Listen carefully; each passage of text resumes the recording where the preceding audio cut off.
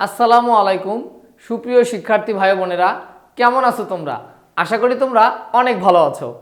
শিক্ষার্থী ভাই বোনেরা, আজকে আমি তোমাদের সাথে তোমাদের নবম দশম শ্রেণীর বাংলা প্রথম পত্র বইয়ের খুবই গুরুত্বপূর্ণ এবং ইন্টারেস্টিং একটা গল্প নিয়ে তোমাদের সাথে আলোচনা করব। সেটা হচ্ছে তোমরা দেখতে পাচ্ছ অলরেডি, শুভা গল্পটা নিয়ে আলোচনা করব। তো এখন যারা তোমরা নবম দশম শ্রেণীতে পড়তেছো, অর্থাৎ যারা এসএসসি 2027 এবং 28 সালে পরীক্ষা দিব, অর্থাৎ যারা এখন তোমরা নবম শ্রেণীতে পড়তেছো অথবা দশম শ্রেণীতে পড়তেছো, তারা 2027 এবং 28 সালে এসএসসি পরীক্ষা দিবা, তাদের জন্য মূলত আমি আজকে শুভা গল্পটা নিয়ে বিস্তারিত আলোচনা করব। তো শিক্ষার্থীরা, এই গল্পটার মধ্যে আমি তোমাদেরকে আগে বেসিক গল্পটা নিয়ে বিস্তারিত আলোচনা করব। তারপর এই অধ্যায়ে যত সিকিউ আছে, এমসিকিউ আছে, এসকিউ আছে, এগুলো নিয়েও কিন্তু আমি ধাপে ধাপে তোমাদের সাথে কি করব, বিস্তারিত আলোচনা করব। তো আমি এমনভাবে ক্লাসটা ডিজাইন করেছি, যদি কোনো স্টুডেন্ট আমাদের এই ক্লাসটা করে, তাহলে তার আর অন্য কোনো এই গল্পের উপর অন্য কোনো ক্লাস করা যাতে দরকার না হয়, সেভাবে আমরা কোর্সটা ডিজাইন করছি। ঠিক আছে? তো কথা না বাড়িয়ে চলো শিক্ষার্থীরা, আমরা আমাদের আলোচনাটা সুন্দরভাবে শুরু করি।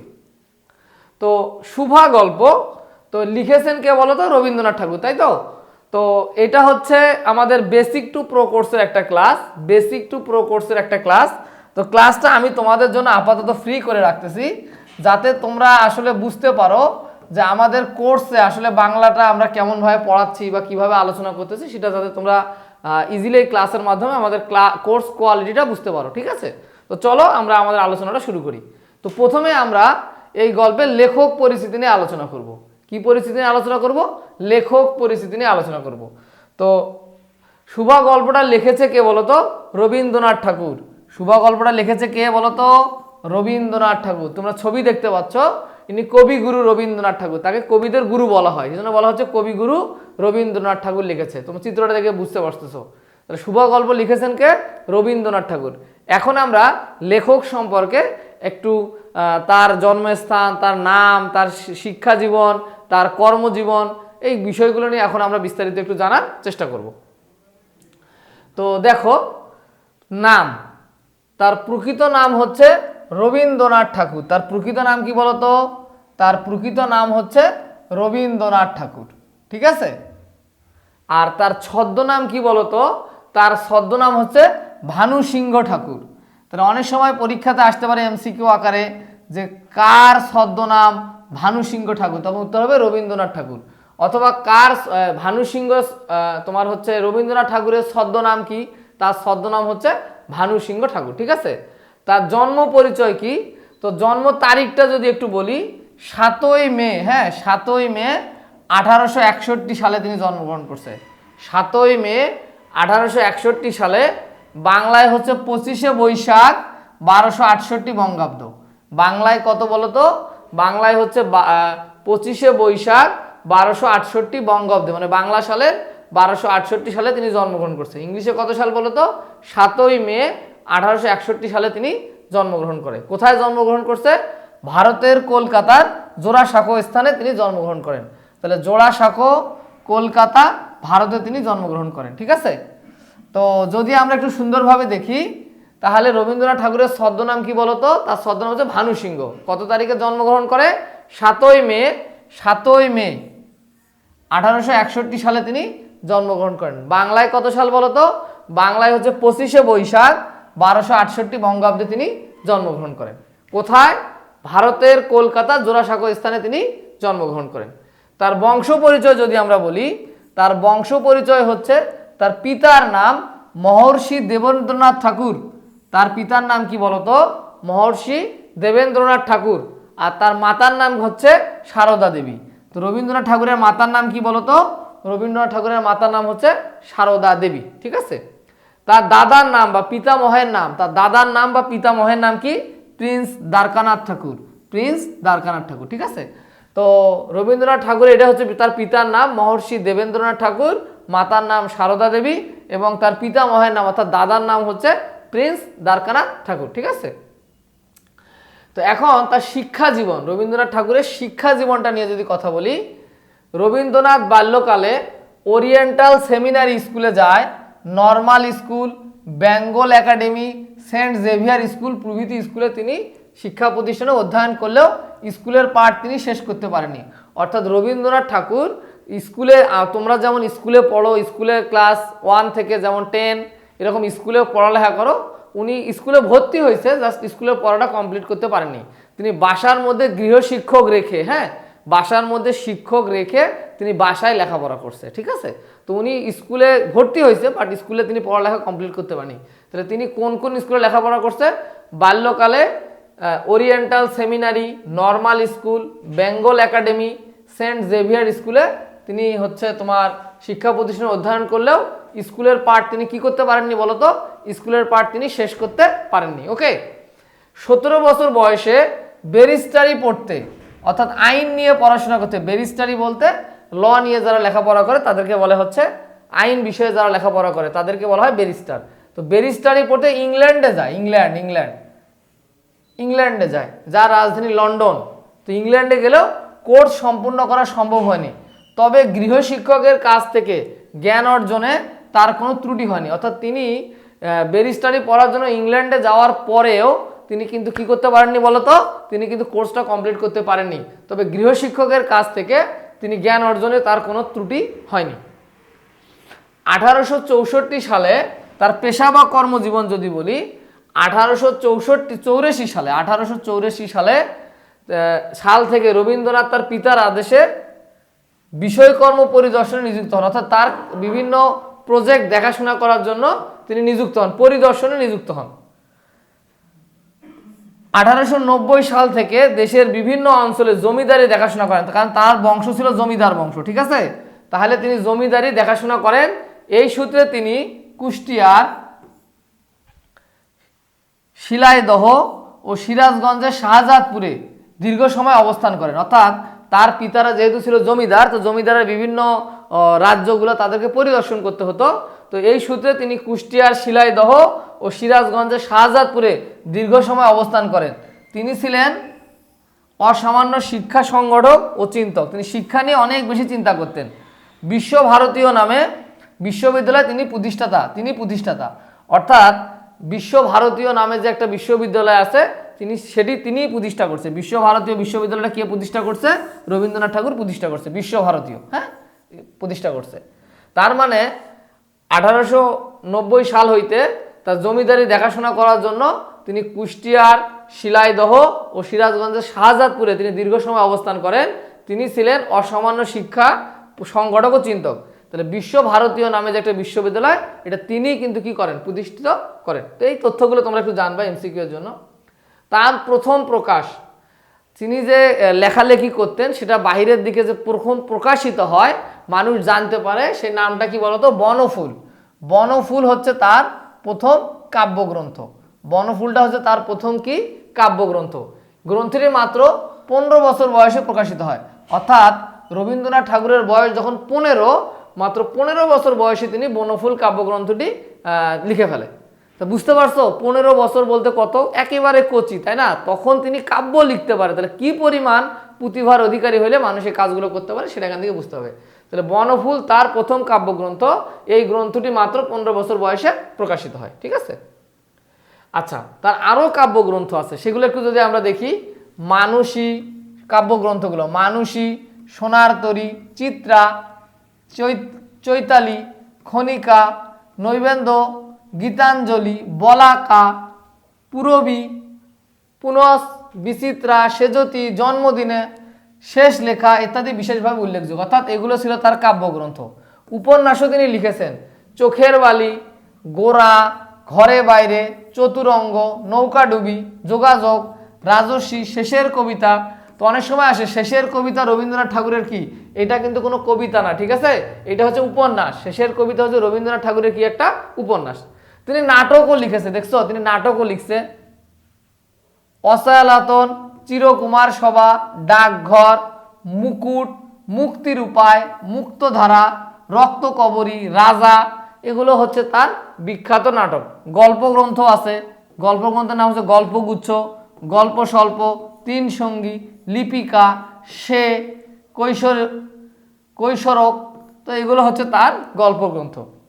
প্রবন্ধ গ্রন্থও আছে, বিচিত্র প্রবন্ধ, শিক্ষা, কালান্তর, সভ্যতার সংকট, এগুলো তোমরা জাস্ট একটু পড়বা। হ্যাঁ, ভ্রমণ কাহিনী বিষয়ক তিনি বিভিন্ন দেশে দেশে যে ভ্রমণ করে, ভ্রমণ কাহিনী বিষয়কও তার বিভিন্ন কি আছে বলতো, তার হচ্ছে তোমার গল্প আছে। ভ্রমণ কাহিনীগুলো কি? জাপান যাত্রী, পথের সঞ্চয়, পারস্য, রাশিয়ার চিঠি, এগুলো হচ্ছে তার ভ্রমণ কাহিনী বিষয়ক প্রবন্ধ। উপাধি, তাকে কি কি উপাধিতে ভূষিত করা হয় বলতো? তাকে বিশ্বকবি বলা হয়, কবিগুরু বলা হয়। ব্রিটিশ সরকার, এছাড়াও ব্রিটিশ সরকার তাকে নাইট উপাধিতে ভূষিত করেন। ব্রিটিশ সরকার তাকে কি উপাধিতে ভূষিত করেন? নাইট উপাধিতে ভূষিত করেন। তার মানে রবীন্দ্রনাথ ঠাকুরের কি বলতো উপাধিগুলো কি? বিশ্বকবি, কবিগুরু, অথবা ব্রিটিশ সরকার তাকে নাইট উপাধিতে ভূষিত করে।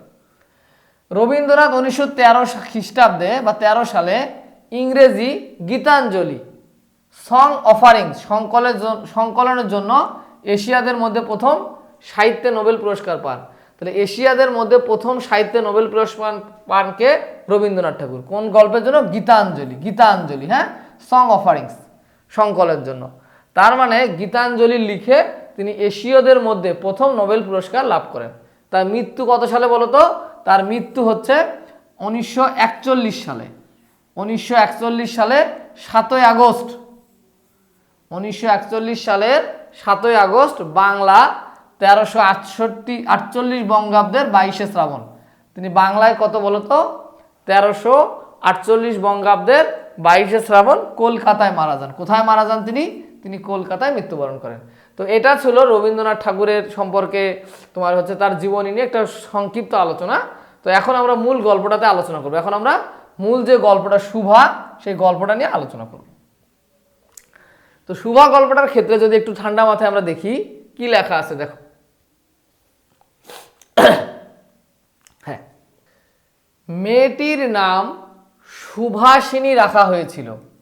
মেয়েটির নাম সুভাষিনী রাখা হয়েছিল, কে জানিত সে বোবা হইবে। অর্থাৎ একটা মেয়ের নাম সুভাষিনী রাখা হয়েছে, কে জানিত সে বোবা হইবে। অর্থাৎ সুভাষিনী মেয়েটা কিন্তু বোবা, একটা মেয়ে, সে হচ্ছে বোবা। তাহার দুটি বড় বোনকে সুকেশিনী ও সুহাসিনী নামে ডাকা হয়েছে। তার মানে যে মেয়েটি বোবা তার নাম সুভাষিনী, আর সে হচ্ছে বোবা। তার আরো দুটো বোন আছে, একটার নাম সুকেশিনী, একটার নাম সুহাসিনী। নামগুলো মুখস্থ রাখবা। একটার নাম সুকেশিনী, একটা নাম হচ্ছে সুহাসিনী, নাম দেওয়া হয়েছিল। তাই মিলের অনুরোধে তাহার বাপ ছোট মেয়েটির নাম সুভাষিনী রাখে। অর্থাৎ 3 মেয়ের মধ্যে সুভাষিনী সবচেয়ে হচ্ছে ছোট। তার একটা বড় বোনের নাম সুকেশিনী, একটার নাম সুহাসিনী, সেই জন্য ছোট মেয়ের নাম কি রাখা হয়েছে? সুভাষিনী রাখা হয়েছে। এখন সকলে তাকে সংক্ষেপে শুভা বলে ডাকে। এখন সকলে তাকে সংক্ষেপে কি বলে ডাকে? শুভা বলে ডাকে। দস্তর মতো অনুসন্ধান করে, দস্তর মানে পুরাপুরি, পুরাপুরি অনুসন্ধান ও অর্থব্যয় করিয়া, অনুসন্ধান মানে খোঁজ খবর নেওয়া, অর্থব্যয়ে বড় দুটো মেয়ের বিবাহ হয়ে গেছে। তার মানে শুভার যে বড় দুটো বোন সুকেশিনী ও সুহাসিনী, তাদের বিয়ে হয়ে গেছে। দস্তর মতো মানে পুরাপুরি অনুসন্ধান ও অর্থব্যয়ে বড় দুটো মেয়ের বিবাহ হয়ে গেছে।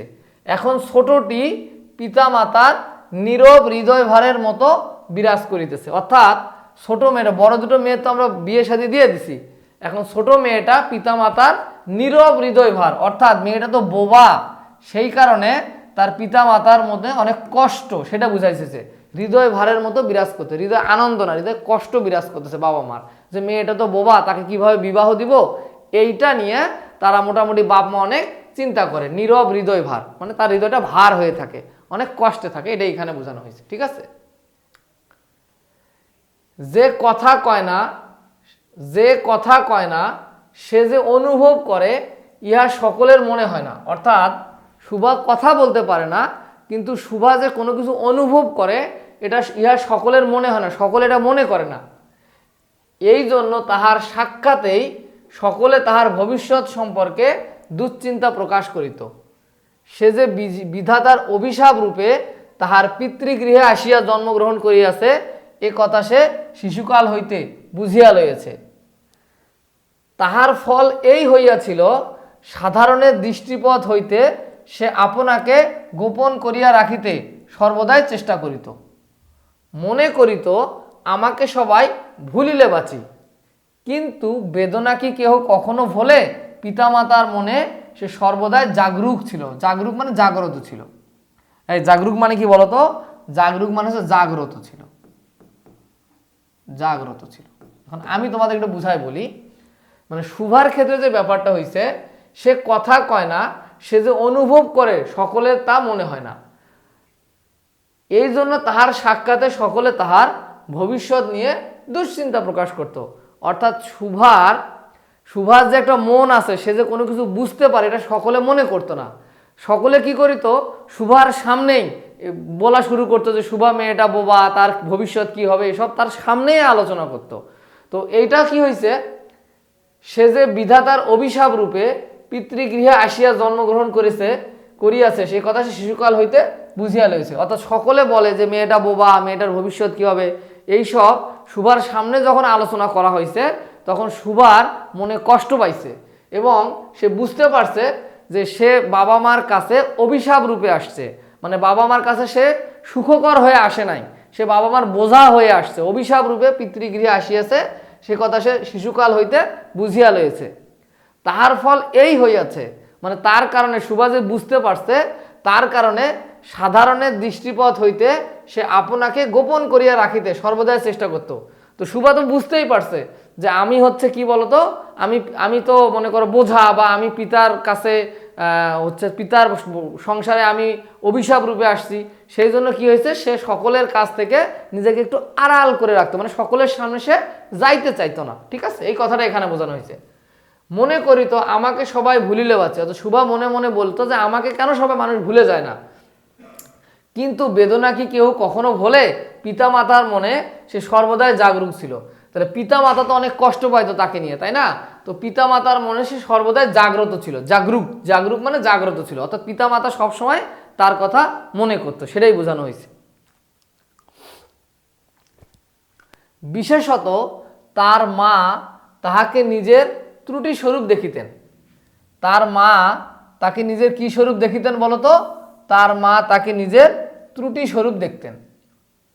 কেননা মাতা পুত্র অপেক্ষা কন্যাকে নিজের অংশ রূপে দেখেন। কন্যার কোনো অসম্পূর্ণতা দেখিলে সেটা নিজের বিশেষ রূপে নিজের লজ্জার কারণ বলিয়া মনে করেন। বরঞ্চ কন্যার পিতা বাণীকণ্ঠ, কন্যার পিতার নাম কি বলতো? বাণীকণ্ঠ, শুভাকে তাহার অন্যান্য মেয়ে অপেক্ষা একটু বেশি ভালোবাসিতেন। কিন্তু মাতা তাহাকে নিজের গর্ভের কলঙ্ক জ্ঞান করিয়া তাহার প্রতি বড় বিরক্ত ছিলেন। শুভার কথা ছিল না, কিন্তু তাহার সুদীর্ঘ পল্লব বিশিষ্ট বড় বড় দুটো কালো চোখ ছিল এবং তাহার ওষ্ঠাধর ভাবের আভাস মাত্র কচি কিশলয়ের মতো কাঁপিয়া উঠিত। তো চলো আমরা বিষয়টা এখন বোঝার চেষ্টা করি। তো বিশেষত এখানে বলা হয়েছে যে বাঙালি সমাজে কি করা হয়, মেয়েদের কোনো ত্রুটি যদি হয়, তখন মা মনে করে যে এটা আমার কারণেই মেয়ের এরকম ত্রুটি হয়েছে। সেই কথাটা এখানে বলা হয়েছে যে বিশেষত তার মা নিজের একটা ত্রুটি স্বরূপ দেখিতেন, মানে এই শুভাকে নিজের ত্রুটি স্বরূপ দেখতেন। কেননা মাতা পুত্র অপেক্ষা কন্যাকে নিজের অংশরূপে দেখেন। কন্যার কোনো অসম্পূর্ণতা দেখিলে সেটা যেন বিশেষরূপে নিজের লজ্জার কারণ বলিয়া মনে করেন। তার মানে এই যে কথাটা বললাম যে মায়েরা সাধারণত কি করে, কন্যা বা মেয়েদের কোনো সমস্যাকে নিজের সমস্যা মনে করে, অর্থাৎ মেয়ে কোনো ধরনের ত্রুটি করলে মা মনে করে আমার কারণে এই সমস্যাটা হয়েছে। তো সেটাই এখানে বলা হয়েছে। তো বিশেষত লজ্জার কারণ বলিয়া মনে করে, তার মা এটাকে নিজের লজ্জার কারণ বলে মনে করতো যে আমার মেয়ে বোবা, তাহলে এটা মনে হয় আমার ত্রুটির কারণে এটা হয়েছে, এটা মনে করে। বরঞ্চ কন্যার পিতা বাণীকণ্ঠ, তাহলে কন্যার পিতার নাম কি বলতো? শুভার বাবার নাম কি? শুভার বাবার নাম হচ্ছে বাণীকণ্ঠ। কন্যার পিতা বাণীকণ্ঠ শুভাকে তাহার অন্য মেয়ে অপেক্ষা একটু বেশি ভালোবাসিতেন। তাহলে বাণীকণ্ঠের মেয়ে শুভা তা কি করতেন? বাণীকণ্ঠ অন্য মেয়েদের থেকে শুভাকে একটু বেশি ভালোবাসতেন। কিন্তু মাতা তাহাকে নিজের গর্ভের কলঙ্ক মনে করতেন। অর্থাৎ মানুষ যখন তার মায়ের পেটে আসে, তো পেট থেকে যখন মানুষ পৃথিবীতে আসে, তখন মা মনে করে যে আমার পেটের মধ্যেই যেহেতু এই গন্ডগোলটা হয়েছে, তো এই জন্য নিজের গর্ভের কলঙ্ক মনে করতো। যে আমার গর্ভে এসে সে মানে সে সঠিকভাবে পৃথিবীতে আসে নাই, তো এই জন্য মা নিজেকে গর্ভের কলঙ্ক মনে করত। জ্ঞান করিয়া তাহার প্রতি বড় বিরক্ত ছিলেন। শুবার কথা ছিল না, কিন্তু তাহার সুদীর্ঘ পল্লব বিশিষ্ট বড় বড় দুটো কালো চোখ ছিল। অর্থাৎ বিশাল সুদীর্ঘ পল্লব মানে চোখের বড় বড় পাতাগুলোকে বড় বড় পাতার সাথে তুলনা করা হয়েছে। চোখের যে পাপড়িগুলোকে বড় বড় পাতার সাথে কি করা হয়েছে? তুলনা করা হয়েছে। তাহার সুদীর্ঘ পল্লব বিশিষ্ট বড় বড় দুটি কালো চোখ ছিল, অর্থাৎ বড় বড় চোখের পাতা সহ তার বড় বড় দুটো চোখ ছিল। এবং ওষ্ঠাধর, অর্থাৎ তার ঠোঁট দুটো ছিল সুন্দর। ওষ্ঠাধর ভাবের আভাস মাত্রে কচি কিশলয়ের মতো কাঁপিয়ে উঠত, অর্থাৎ তার ঠোঁটগুলো গাছের কচি পাতার মতো। কিশলয় মানে গাছের কচি পাতা, হ্যাঁ, কচি পাতার মতো, সরি এটা হচ্ছে কচি পাতার মতো, হ্যাঁ, পাতার মতো কাঁপিয়ে উঠত। তাহলে কি দেখলাম আমরা? আমরা দেখতে পাচ্ছি যে তাহলে সুবার চোখ দুটো কেমন? সুদীর্ঘ পল্লব বিশিষ্ট, অর্থাৎ বড় বড় পাতা, চোখের পাতা বিশিষ্ট তার বড় বড় কালো দুটো চোখ ছিল। ওষ্ঠাধর, ঠোঁটগুলো গাছের কচি পাতার মতো, ঠিক আছে, কাঁপিয়ে উঠতো। মানে সুভার এখানে দৈহিক বর্ণনার কথা বলা হচ্ছে। সুভার দৈহিক বর্ণনার কথা এখানে কি করা হচ্ছে? বলা হচ্ছে। কথায় আমরা যেভাবে প্রকাশ করি সেটা আমাদিগকে একটা নিজের চেষ্টায় গড়িয়ে লাইতে হয়, কতকটা তর্জমা করার মতো। তর্জমা মানে কিন্তু অনুবাদ, হ্যাঁ, তর্জমা মানে কি বলতো? তর্জমা মানে হচ্ছে অনুবাদ করা, হ্যাঁ, তর্জমা করার মতো। সকল সকল সময়ে ঠিক হয় না, ক্ষমতার অভাবে অনেক সময় ভুলও হয়, কিন্তু কালো চোখকে কিছু তর্জমা করতে হয় না। মন আপনি তাহার উপরে ছায়া ফেলে, ভাব আপনি তাহার উপরে কখনো পুষিত হয়, প্রসারিত হয়, কখনো মুদিত হয়। মুদিত হয় মানে বন্ধ হয়। কোনো উজ্জ্বল ভাবে জ্বলিয়া ওঠে, কখনো ম্লান ভাবে নিভিয়ে আসে, কখনো অস্তমান চন্দ্রের মতো অনিমেষ ভাবে মানে এক পলক ভাবে চাহিয়া থাকে, কখনো দ্রুত চঞ্চল বিদ্যুতের মতো দিক বিদিক ঠিকরাইয়া ওঠে, অর্থাৎ আলোক ঝলকিয়া ওঠে। ঠিকরিয়া ওঠে মানে ঝলকিয়া ওঠে। মানে এখানে বিভিন্ন কথা বলা হচ্ছে। কি কথাগুলো বলা হচ্ছে বলতো? কথায় আমরা যে ভাব প্রকাশ করি, অর্থাৎ বলে আমরা যে ভাবটা প্রকাশ করি, কথায় বলতে বলে, কথায় আমরা যে ভাব প্রকাশ করি সেটা আমাদিগকে একটা নিজের চেষ্টায় গড়িয়ে লইতে হয়। অর্থাৎ আমরা যে কথা বলে বলে কোনো কিছু মানুষকে বুঝাই, এটা আমাদেরকে কি করতে হয়? এটা আমাদেরকে গড়িয়া লইতে হয়। মানে বলা বলা ছোট বাচ্চা কি অনেক কথা বলতে বলতে কথা বলা শেখে না, তো সেটা বলা হচ্ছে। কথায় আমরা যে ভাব প্রকাশ করি সেটা আমাদিগকে নিজের চেষ্টায় গড়িয়া লইতে হয়, নিজের চেষ্টা করে করে এটা গড়াইতে হয়। কতকটা তর্জমা করার মতো, অর্থাৎ কতটা অনুবাদ করে করে শিখতে হয়। ছোট বাচ্চারা কি করে? কোনো কিছু শিখতে গেলে এটা মাম বলতে পানিকে বুঝায়, মানে এরকম কোনো কিছু কথাকে তারা তর্জমা বা অনুবাদ করে শিখতে হয়। সকল সময় ঠিক হয় না কথা। যখন একটা শিশু বলে তখন সব সময় কথা কি হয় না? ঠিক হয় না। ক্ষমতার অভাবে অনেক সময় ভুলও হয়। অর্থাৎ অনেক সময় বেশি যদি আমরা একটু দেওয়ানিগিরি করি অথবা ক্ষমতা দেখাইতে চাই, তখন আমাদের ভাষাগুলো ভুলও হইতে পারে। কিন্তু কালো চোখকে কিছু তর্জমা করতে হয় না। অর্থাৎ যে বোবা, তাকে তো আর কোনো কিছু বলতে হচ্ছে না মুখ দিয়ে, সে চোখ দিয়ে দেখেই বুঝতে পারতেছে। মন আপনি তাহার উপর ছায়া ফেলে, ভাব আপনি তাহার উপরে কখনো পোষিত হয়, কখনো মুদিত হয়। অর্থাৎ কখনো মুদিত হওয়া মানে বন্ধ হয়ে যাওয়া, ঠিক তো? কখনো উজ্জ্বলভাবে জ্বলিয়া ওঠে, কখনো ম্লানভাবে নিভিয়ে আসে, কখনো অস্তমান চন্দ্রের মতো অনিমেষ সহকারে মানে এক নাগারে চাহিয়া থাকে, কখনো দ্রুত চঞ্চল বিদ্যুতের মতো দিক বিদিককে ঠিকরায় ওঠে। মানে বুঝাইতে হচ্ছে যে কথা বলতে পারে না, তার অনুভূতিগুলোর কথা এখানে বলা হচ্ছে। তার কিসের কথা বলা হচ্ছে? সে তো কথা বলতে পারে না, তার মন দিয়ে, মুখ দিয়ে, চোখ দিয়ে যে অনুভব করে যে বিষয়গুলো, সেগুলোর কথা এখানে কি করা হচ্ছে? বলিয়া থাকে। সে অস্তমান চন্দ্রের মতো অনিমেষভাবে মানে এক পলকভাবে তাকিয়া থাকে, কখনো দ্রুত চঞ্চল বিদ্যুতের মতো দিক বিদিক ঠিকরায় ওঠে। ও তার মন কখনো কখনো বিদ্যুতের মতো চারিদিক ঠিকরায় ওঠে, মানে আলোর ঝলকানি ছড়ায় দেয়। এটাই এখানে বলা হয়েছে। মুখের ভাব বই আজন্মকাল, যাহার অন্য ভাষা নাই, তাহার চোখের ভাষা অসীম উদার, অত স্পর্শ গভীর, অনেকটা স্বচ্ছ আকাশের মতো উদয়স্ত, ছায়ালোক, ছায়া যোগ আলো, ছায়ালোক নিস্তব্ধ রঙ্গভূমি। এই বাক্যহীন মানুষের মধ্যে বৃহৎ প্রকৃতির মতো একটা বিজন মহত্ব আছে। আচ্ছা, এই জন্য সাধারণ বালক বালিকারা তাহাকে এক প্রকার ভয় করিত, তাহার সহিত খেলা করিত না, নির্জন দ্বিপ্রহরের মতো শব্দহীন এবং সঙ্গীহীন। মানে এখানে বলা হয়েছে যে সুভা তো মুখে কথা বলতে পারে না, তাই না? তো তার কোনো ভাষা নাই, চোখের ভাষা অসীম উদার ও অতলস্পর্শী, অর্থাৎ তার তো মুখের কোনো ভাষা নাই, চোখ দিয়ে যে ভাব প্রকাশ করে তো সেটা অসীম, মানে অনেক গভীর এবং অতলস্পর্শী, যার সেই চোখের যে গভীরতা বা তার ভাবের যে গভীরতা সেটা তলা খুঁজে পাওয়া যায় না। অতল স্পর্শ মানে অনেক গভীরে, অতল স্পর্শ গভীর, অনেকটা স্বচ্ছ আকাশের মতো উদয়স্ত, ছায়ালোকের মতো নিস্তব্ধ রঙ্গভূমি। অর্থাৎ এখানে কবি বুঝাইতে চাচ্ছে যেহেতু তার মুখের ভাষা নাই, তার চোখের ভাষাটা হচ্ছে এইরকম অতল স্পর্শ গভীর, অনেক উদার, স্বচ্ছ আকাশের মতো বিশাল রঙ্গভূমি, মানে রঙিন, এটা বোঝানো হচ্ছে। এই বাক্যহীন মানুষেরা, মানে তার তো মুখের ভাষা নাই, বাক্যহীন মানুষ, এই বাক্যহীন মানুষটা বা বোবা মানুষের মধ্যে বৃহৎ প্রকৃতির একটা বিজন মহত্ব আছে, মানে নির্জন জনশূন্য ভাব আছে, মানে একটা কোলাহল নাই, চিল্লাচিল্লি নাই, তার মধ্যে একটা মানে সুশৃঙ্খল নীরব একটা অবস্থা আছে। বিজন মহত্ব মানে বোঝানো হচ্ছে নীরব অবস্থা, ঠিক আছে, জনশূন্য অবস্থা, নিজন মহত্ব আছে। এই জন্য সাধারণ বালক বালিকারা তাহাকে এক প্রকার ভয় করতো, যেহেতু সে মুখ দিয়ে কথা বলতে পারতো না, চিল্লাচিল্লি করতে পারতো না, সবসময় সুমসাম থাকতো, নীরব থাকতো, সাধারণ বালক বালিকারা তাহাকে এক প্রকার ভয় করিত, অর্থাৎ সুভাকে এক প্রকার ভয় করিত। তাহার সহিত খেলা করিত না, সুভার সহিত কোনো খেলাই করতো না, নির্জন দ্বিপ্রহরের মতো শব্দহীন সঙ্গীহীন, অর্থাৎ সে ছিল একদম শব্দহীন এবং সঙ্গীহীন, ঠিক আছে। এরপরে আরেকটা পার্ট, গ্রামের নাম চণ্ডীপুর। এই গ্রামের নাম কি? সুভা গল্পে গ্রামের নাম কি? চণ্ডীপুর।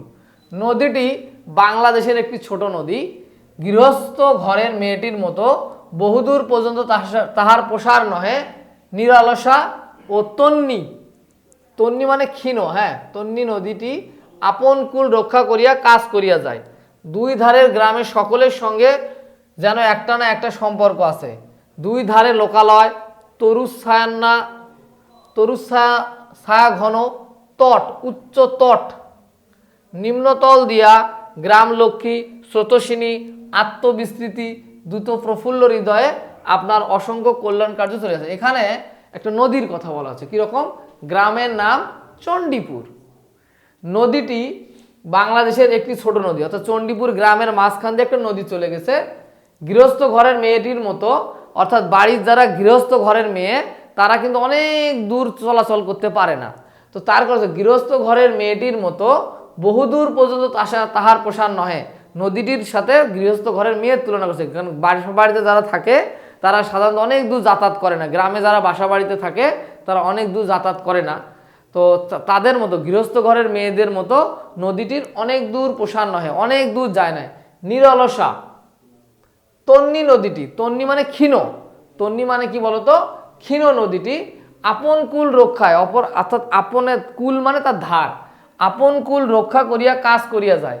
দুই ধারে গ্রামের সকলের সঙ্গে যেন একটা না একটা সম্পর্ক আছে, অর্থাৎ নদী যেহেতু গ্রামের মাঝখান দিয়ে বয়ে গেছে, তাহলে নদীর পাড়ে বা ধারে যে লোকালয় আছে তার সাথে নদীর একটা সুসম্পর্ক আছে। মনে করো কেউ নদী থেকে পানি নেয়, কেউ নদীতে মাছ মারে, তো এরকম নদীর মধ্যে বিভিন্ন ধরনের ঘটনা ঘটায়, তো যার কারণে কি হচ্ছে, নদীর সাথে দুই ধারের লোকের একটা সুন্দর একটা সম্পর্ক আছে।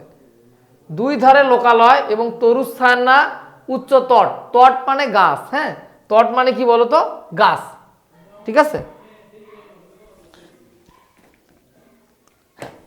তো একটু যদি ঠান্ডা মাথায় দেখি যে দুই ধারে লোকালয়, তরুছায়া ঘন উচ্চ তট, তট মানে আসলে তরুছায়া মানে তো গাছ, তাই না?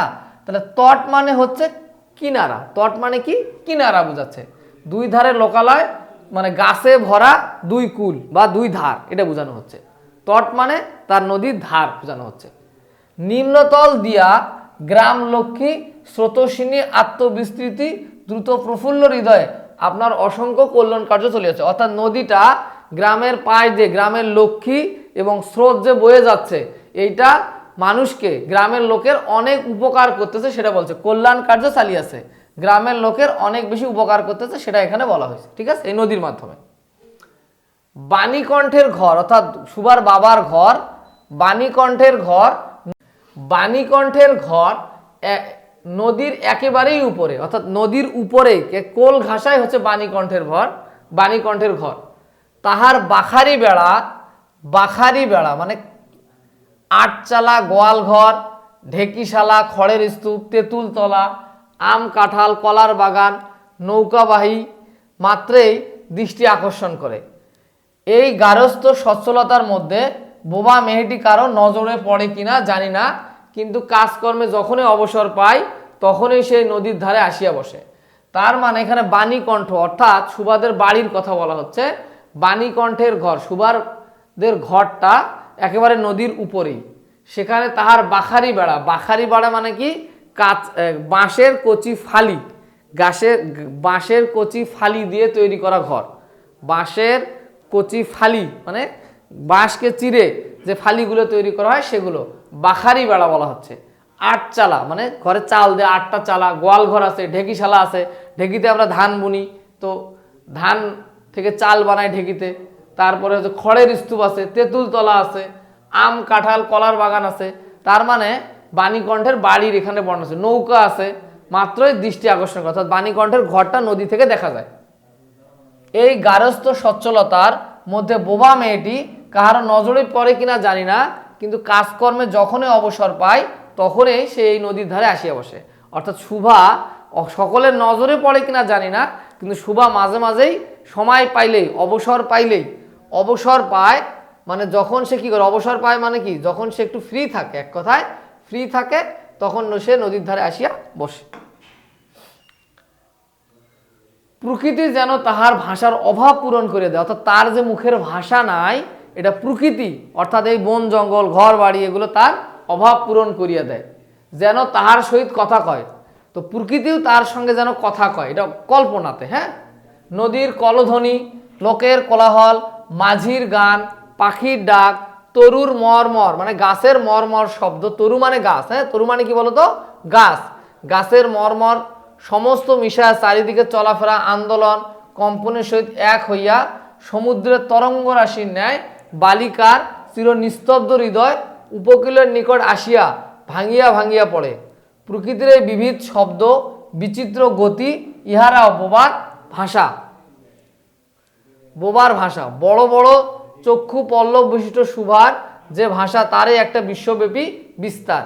ঝিল্লিরব পূর্ণ তৃণভূমি অর্থাৎ ঝিঝি পোকার শব্দ, ঝিল্লিরব পূর্ণ মানে ঝিঝি পোকার শব্দ, তৃণভূমি মানে ঘাস, তৃণভূমি হইতে শব্দাতীত নক্ষত্রলোক, আকাশে যে নক্ষত্রলোক পর্যন্ত কেবল ইঙ্গিত, ভঙ্গি, সঙ্গীত, ক্রন্দন ও দীর্ঘশ্বাস। মানে এখানে বোঝানো হচ্ছে সুভার তো মুখের ভাষা নাই, তো সুভা কিভাবে অনুভব করে, নদীর কলকল ধ্বনি, লোকের কোলাহল, মাঝির গান, পাখির ডাক, গাছের তরুর মর্মর শব্দ সমস্ত মিশিয়া চারিদিকে চলাফেরা কম্পনের সাথে এক হইয়া সমুদ্রের যে তরঙ্গ বা ঢেউ আছে না, তার ন্যায় বালিকার চির নিস্তব্ধ, তার তো হৃদয়টা নিস্তব্ধ, কথা বলতে পারে না, উপকূলে তার হৃদয়ের উপকূলে আসিয়া ভাঙিয়া পড়ে, অর্থাৎ আশ্রে পড়ে।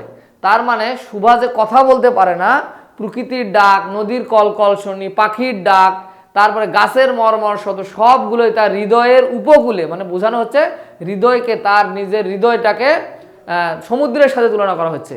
সমুদ্রের ঢেউ যেমন তীরে এসে আশ্রে পড়ে, তেমন তোমার হচ্ছে সুভার কাছে এই শব্দগুলো তার হৃদয়ের মধ্যে বা তার মনের ভিতরে এসে আশ্রে পড়ে, এটাই এখানে বলা হচ্ছে। তো এমনকি ঝিল্লিরব পূর্ণ অর্থাৎ ঝিঝি পোকার শব্দ, ঝিল্লিরব পূর্ণ তৃণভূমি হইতে শব্দতীত নক্ষত্রলোক, একদম আকাশের নক্ষত্র পর্যন্ত কেবল ইঙ্গিত, ভঙ্গি, সঙ্গীত, ক্রন্দন, দীর্ঘ নিঃশ্বাস। তো এগুলো সুভা দেখতে পায়, কখনো নক্ষত্রের চলাফেরা দেখতে পায়, কখনো ঝিঝি পোকার শব্দ শুনতে পায়, কখনো ঘাসের আওয়াজ শুনতে পায়। তো এই কথাগুলো কখনো বিভিন্ন সঙ্গীত, ক্রন্দন, কান্নাকাটি, তাদের কান্নাকাটি এবং দীর্ঘ নিঃশ্বাস সবগুলোই সুভা শুনতে পায়, অর্থাৎ অনুভব করতে পারে। সুভা যেহেতু মুখে বলতে পারে না, প্রকৃতির আওয়াজগুলো সে নিজের মধ্যে নিতে পারে, সেটাই এখানে বোঝানোর চেষ্টা করা হয়েছে। ঠিক আছে। এবং মধ্যাহ্নে যখন জেলেরা খাইতে যাইতো, মানে দুপুরের সময় যখন জেলেরা খাইতে যাইতো, গৃহস্থরা ঘুমাইতো, অর্থাৎ যারা কৃষিকাজ করে তারা ঘুমাইতো, পাখিরা ডাকিত না দুপুরবেলা, পাখিরা ডাকিত না। খেয়া মানে ছোট নৌকা, খেয়া নৌকা মানে ছোট নৌকা বন্ধ থাকিত, স্বজন জগৎ সমস্ত কাজকর্মের মাঝখানে সহসা থামিয়া গিয়া ভয়ানক বিজন মূর্তি ধারণ করত। মানে বোঝানো হচ্ছে তখন রুদ্র মহাকাশের তলে, রুদ্র মানে রৌদ্রময় মহাকাশ, রৌদ্রময় মহাকাশের তলে একটি বোবা প্রকৃতির ও একটি বোবা মেয়ে মুখামুখি, একটা বোবা প্রকৃতি ও একটা বোবা মেয়ে মুখামুখি চুপ করিয়া বসিয়া থাকিত, একজন সুবিস্তীর্ণ রৌদ্রে আর একজন ক্ষুদ্র তরুচ্ছায়। মানে এটার কথা মানে কি, এই কথাটার মানে বুঝতে হবে আমাদের। হ্যাঁ, এটা বুঝতে চাই আমরা, ভালো করে বুঝি।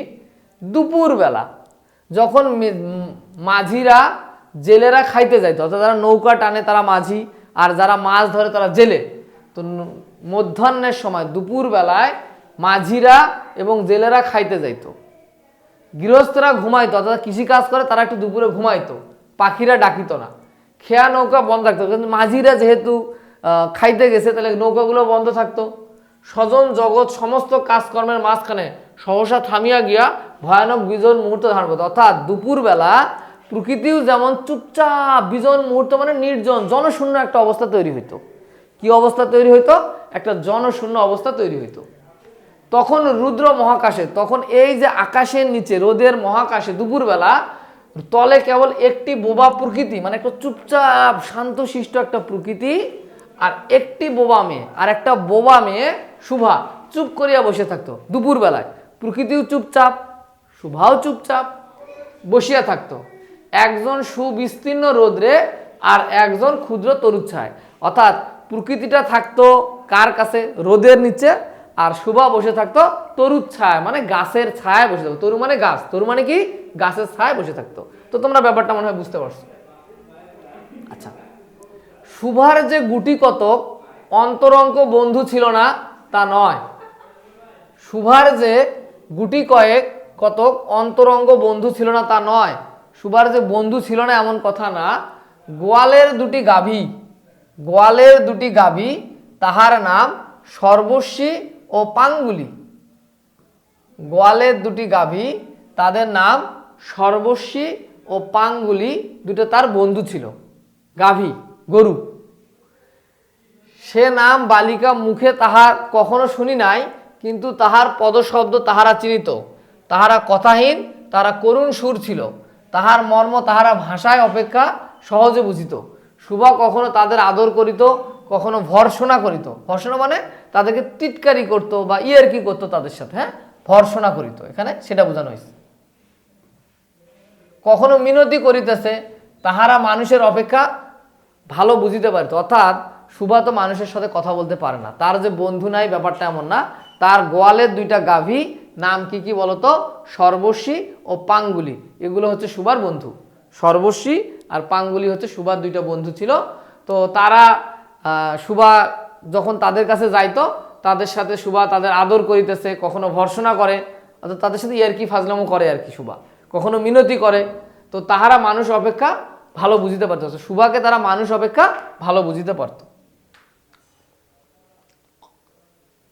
আচ্ছা, শুভা গোয়ালে ঢুকিয়া দুই বাহু দ্বারা সর্বস্বী, সর্বস্বী যে গাভীটা আছে তার গ্রীবা মানে গলা, গ্রীবা মানে কি বলতো?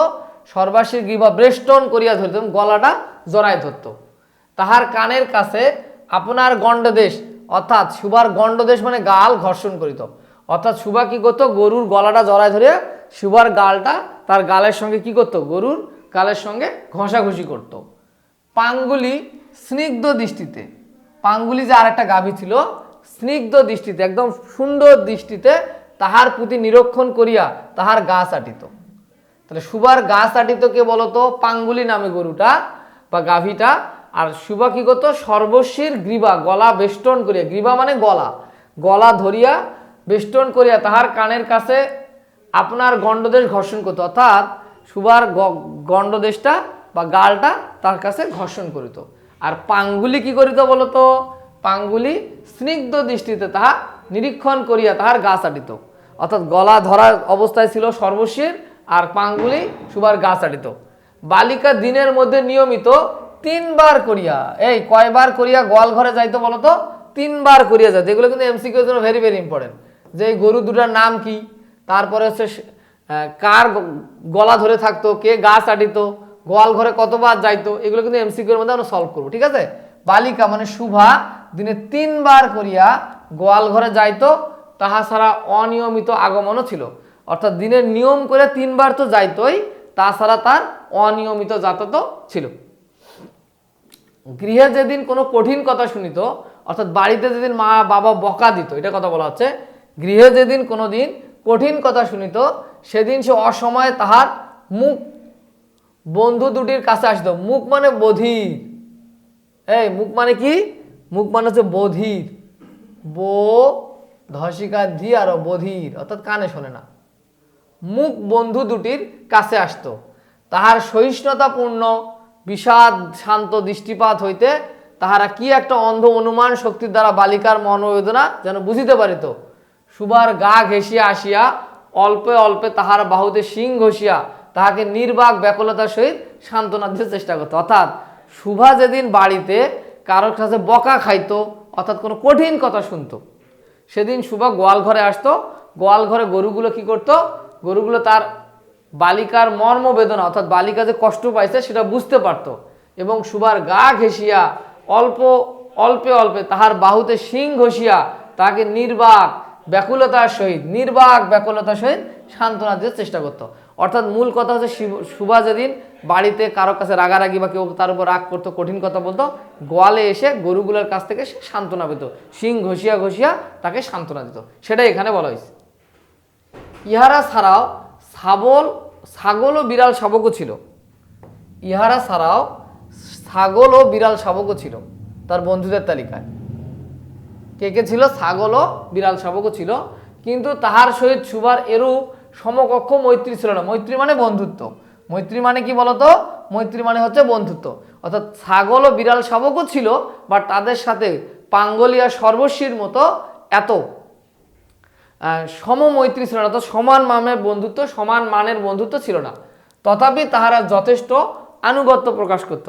অর্থাৎ শুভার প্রতি তারা যথেষ্ট কি প্রকাশ করত? আনুগত্য প্রকাশ করিত। বিড়াল শিশুটি দিনে রাতে যখন তখন শুভার গরম কোলটি নিঃসংকোচে অধিকার করিয়া সুখ নিদ্রা আয়োজন করতো। অর্থাৎ বিড়ালটা মাঝে মাঝে শুভার কোলে বসে ঘুমায় যাইত। অনেক সময় বিড়াল কি করে, মানুষের কোলে আসে, তখন ঘুম পারে, সেটা এখানে বলা হয়েছে। শুভা তাহার গ্রীবা ও পৃষ্ঠ কোমল আঙ্গুলি বুলাইয়া দিত। অর্থাৎ বিড়াল শাবকের গলা এবং পৃষ্ঠায় হাত বোলায় দেয় না, আঙ্গুল বোলায় দেয় না, সেটার কথা বলা হয়েছে। শুভা তাদের গ্রীবা এবং পৃষ্ঠে কোমল আঙ্গুলি বুলাইয়া দিলে যে তাহার নিদ্রা আকর্ষণে বিশেষ সহায়তা হয় ইঙ্গিতে ও এরূপ অভিপ্রায় সে প্রকাশ করত। অর্থাৎ বিড়ালটা শুভা যখন তার গলা এবং পিঠের মধ্যে হাত বোলাই দিলে তার যে ঘুমাইতে অনেক সহজ হয়, অনেক ভালো হয়, এটাই সে আকার ইঙ্গিতে বিড়ালটা শুভাকে বুঝাইতো, সেটাই এখানে প্রকাশ করছে। তার অভিপ্রায় প্রকাশ করতো, অর্থাৎ সেই ইচ্ছাটা কি করতো, সে প্রকাশ করিত, এটা বুঝতো। অভিপ্রায় মানে ইচ্ছা। তো ব্যাপারটা বুঝছো? তাহলে ছাগল এবং বিড়াল শাবকও তার ছিল, তার সঙ্গে শুভার পাঙ্গলিয়া সর্বস্বী গাভী দুটোর মধ্যে সমকক্ষ বন্ধুত্ব ছিল না। তারপরে বিড়াল শিশুটা দিনে ও রাতে যখন তখন শুভার করম গোলটি নিঃসঙ্গে তার কোলে আসতো এবং বসে থাকতো, সুখ নিদ্রার আয়োজন করত। শুভা তাহার গলা এবং গ্রীবা এবং পৃষ্ঠ, গলা এবং পৃষ্ঠতে কমল হাত বুলাই দিলে বা আঙ্গুল বুলাই দিলে তার নিদ্রা আকর্ষণের, অর্থাৎ ঘুমাইতে অনেক সুবিধা হয়, সহায়তা হয় ইঙ্গিতে এরূপ অভিপ্রায় প্রকাশ করতো। এরূপ অভিপ্রায় বিড়ালটা প্রকাশ করত। উন্নত শ্রেণীর জীবের মধ্যে শুভার আরও একটি সঙ্গী জুটিয়া ছিল, কিন্তু তাহার সহিত বালিকার ঠিক কিরূপ সম্পর্ক ছিল তাহা নির্ণয় করা কঠিন, কারণ সে ভাষা বিশিষ্ট জীব, সুতরাং উভয়ের মধ্যে সমভাষা ছিল না। তার মানে উন্নত শ্রেণীর জীবের মধ্যে শুভার আরও একজনের বন্ধুত্ব ছিল, কিন্তু তার সাথে শুভার কেমন সম্পর্ক ছিল এটা বলা যায় না, কারণ শুভা তো কথা বলতে পারে না, বাট উন্নত শ্রেণীর জীবটা কথা বলতে পারতো, তো সেটা নির্ণয় করা কঠিন। সেজন্য বলা হচ্ছে যে উভয়ের মধ্যে সমভাষা ছিল না। তার মানে এই যে উন্নত শ্রেণীর জীব আর শুভার মধ্যে সমভাষা ছিল না, এইটা এখানে বোঝানো হয়েছে। এবার আসি আমরা, গোসাইয়ের ছোট ছেলেটি, তাহার নাম প্রতাপ। গোসাই বাবুর ছোট ছেলে, তার নাম কি বলতো? প্রতাপ। লোকটি নিতান্তই অকর্মণ্য মানে কোনো কাজকর্ম করে না। লোকটা নিতান্ত অকর্মণ্য মানে কোনো কাজকর্ম করে না। সে যে কাজকর্ম করিয়া সংসারের উন্নতি ও যত্ন করিবে, বহু চেষ্টার পর বাপ মা সে আশা ত্যাগ করিয়াছে। মানে এই প্রতাপ বাবু যে কাজকর্ম করে সংসারে উন্নতি করবে এইটা তার বাপ মা আশা ছেড়ে দিছে, যে ও অকর্মা, ও কোনো কাজ করবে না, অকর্মার ঢেকি, কোনো কাজ করবে না। অকর্মণ্য লোকেদের একটা সুবিধা এই যে আত্মীয় লোকেরা ইহাদের উপর বিরক্ত হয় বটে, কিন্তু তাহারা প্রায় নিঃসম্পর্ক লোকদের প্রিয় পাত্র হয়। কারণ কোনো কার্যে আবদ্ধ না থাকাতে তাহারা সরকারি সম্পত্তি হয়ে দাঁড়ায়। শহরে যেমন একটা আধাটা গৃহ সম্পর্কহীন সরকারি বাগান থাকা আবশ্যক, তেমনি গ্রামে 2-4টা অকর্মণ্য সরকারি লোক থাকার বিশেষ প্রয়োজন। কাজে কর্মে আমোদে অবসরে একটা লোক কম পড়ে, সেখানেই তাহাদিগকে হাতের কাছে পাওয়া যায়। অর্থাৎ গোসাইয়ের ছোট ছেলেটার নাম প্রতাপ, সে নিতান্তে অকর্ম, কোনো কাজকর্ম করে না। তার বাবা মা কি করছে, তার বাবা মা হচ্ছে তাকে চিন্তায় ছেড়ে দিছে যে এই ছেলে দিয়ে কোনোদিন সংসারের উন্নতি হবে, আশায় ছেড়ে দিছে। তো এরকম লোক 2-4টা গ্রামে থাকা ভালো। শহরে যেমন একটা বাগান থাকলে, সরকারি বাগান থাকলে মানুষের চলাফেরা করার অনেক সুবিধা হয়, তেমন গ্রামে এরকম একটা অকর্মণ্য লোক থাকলে বিশেষ সুবিধা। কাজে কর্মে আমোদে অবসরে যেখানে লোক কম পড়ে সেখানে তাদের পাওয়া যায়। অর্থাৎ অকর্মণ্য লোক পাইলে অনেক সুবিধা হয়, সেটা এখানে বলা হয়েছে। প্রতাপের প্রধান শখ ছিল ছিপ ফেলিয়া মাছ ধরা। এটা এমসিকিউ এর মধ্যে আসবে। প্রতাপের প্রধান শখ কি ছিল? ছিপ ফেলিয়া নদীতে মাছ ধরা, বড়শি দিয়ে মাছ ধরা। ইহাতে অনেক সময় সহজে কাটানো যায়। অপরাহ্নে মানে বিকেলবেলা, হ্যাঁ, অপরাহ্নে মানে কি বলতো? অপরাহ্নে মানে হচ্ছে বিকেলবেলা, হ্যাঁ, দুপুরের পর মানে বিকেলবেলা। অপরাহ্নে নদীর তীরে ইহাকে প্রায় এই কাজে নিযুক্ত হইতে দেখা যাইত। এই উপলক্ষে সুভার সহিত তাহার প্রায় সাক্ষাৎ হইত। সে যে কোনো কাজে যুক্ত থাক, একটা সঙ্গী পাইলে প্রতাপ ভালো। মাছ ধরার সময় বাক্যহীন সঙ্গী সর্বাপেক্ষা শ্রেষ্ঠ। এই জন্য প্রতাপ সুভার মর্যাদা বুঝিত। এই জন্যই সকলে শুভা বলিলেও প্রতাপ আরও একটু অতিরিক্ত আদর সংযোগ করিয়া সুভাকে বলিত। তার মানে প্রতাপের প্রধান শখ ছিল ছিপ ফেলিয়া মাছ ধরা। তো বড়শি দিয়ে যখন আমরা মাছ ধরি বা ছিপ ফেলে মাছ ধরি, তখন যে মানুষের মুখের ভাষা নাই, বাক্যহীন সঙ্গী, সেটাই ভালো। কারণ প্রতাপের তখন যে লোক কথা বলে সেই লোক দিয়ে থাকলে তখন মাছ ধরা, গল্প গুজব করলে মাছ ধরা কষ্ট হয়ে যাবে। তো তখন এই কথা বলা হয়েছে যে মাছ ধরার সময় বাক্যহীন সঙ্গী সর্বাপেক্ষা শ্রেষ্ঠ। অর্থাৎ প্রতাপের সঙ্গে সুভার যে হচ্ছে তাদের ভালো সম্পর্ক, কারণ সুভা যদি মাছ ধরার সময় ওখানে প্রতাপের সঙ্গে বসেও থাকে কোনো সমস্যা নাই, কারণ সুভা কথা বলতে পারে না। তো এই জন্য প্রতাপ সুভাকে আর একটু আদর করিয়া সুভা না বলিয়া বলিয়া ডাকিত। হ্যাঁ,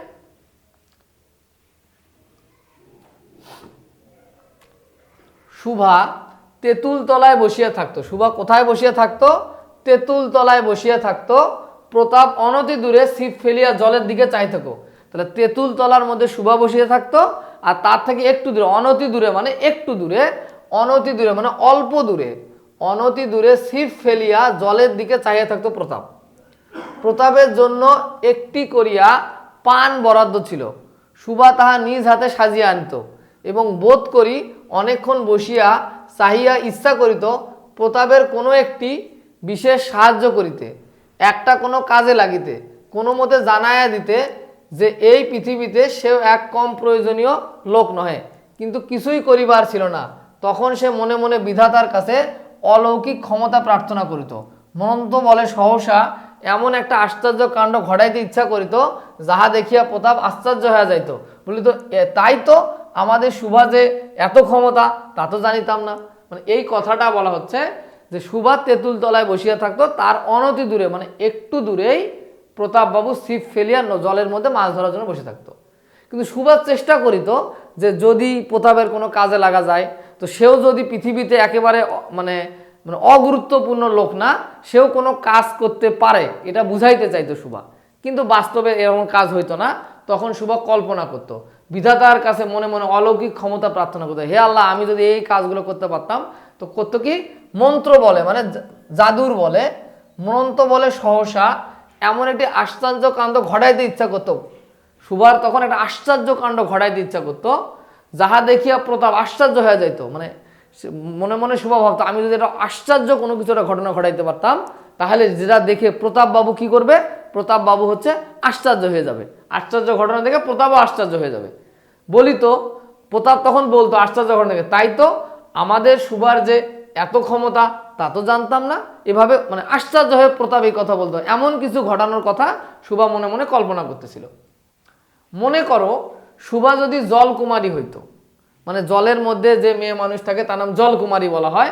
জলকুমারী হইতো, আস্ত জল হইতে উঠিয়া একটা সাপের মাথায় মণি ঘাটে রাখিয়া যাইতো।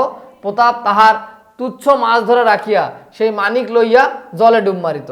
পাতালে মানে পানির নিচে বা মাটির নিচে গিয়া দেখিত রূপার অট্টালিকায়, হায় হায়, রূপার অট্টালিকায় সোনার পালঙ্কে, পালঙ্কে মানে খাট, পালঙ্কে মানে কি খাট, কে আসিয়া আমাদের বাণীকণ্ঠের ঘরে সেই বোবা মেয়ে আমাদের সেই মণিদীপ্ত গভীর নিস্তব্ধ পাতালপুরের একমাত্র রাজকন্যা, তাহা কি হইতে পারিত না? তাহা কি এতই অসম্ভব? আসলে কি কিছুই অসম্ভব নয়, কিন্তু তবুও প্রজাসন্ন পাতালের রাজবংশে না জন্মিয়া বাণীকণ্ঠের ঘরে আসিয়া জন্মিয়াছে। গোসাইয়ের ছেলে প্রতাপ কিছুতেই আশ্চর্য করতে পারতেছে না। মানে সুভার কল্পনা কি?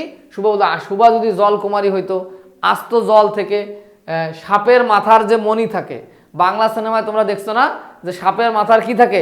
মণি থাকে। এই মণিটা হীরার তৈরি। তো কি করতো যে সুভা মনে মনে কল্পনা করতো যে সে যদি জলকুমারী হইতো, আস্ত জলের মধ্যে ডুব দিয়ে সাপের মণি উঠায়া ঘাটে রাখতো, অর্থাৎ প্রতাপের কাছে রেখে যেত। কল্পনাতে বসতেছে। তখন প্রতাপ কি করতো? মাছ ধরা রাখিয়া সে দৌড়া মানিক লইয়া, ওই যে হীরা মানিক লইয়া, মানে মানিক ওই হীরাটাকে লইয়া জলে ডুব মারতো পাতালপুরে গিয়া।